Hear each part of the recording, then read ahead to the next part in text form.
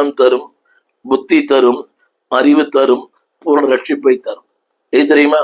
என் மகனே, பாருங்க எவ்வளவு அன்போடு அழைக்கிறார், என் மகனே, உரிமையோடு. அப்படியானால் அவருக்கு நான் மகனா இருக்க வேண்டுமானால் நீதி வேண்டாமா? நியாயம் வேண்டாமா?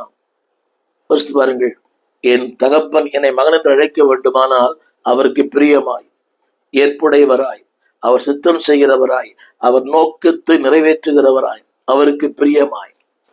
அவர் சொல்லுகிற வார்த்தை என் மகனே. அடுத்த வார்த்தை, இவைகள் உன் கண்களை விட்டு பிரியாதிருப்பதாக.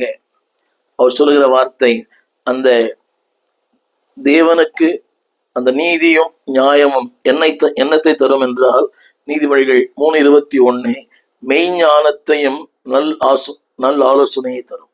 தொடர்ந்து படிக்கலாம். 3ஆம் அதிகாரத்தை. இட் கிவ்ஸ் ப்ராஸ்பரிட்டி, செழிப்பை தரும், புரிந்து கொள்ளுதலை தரும்.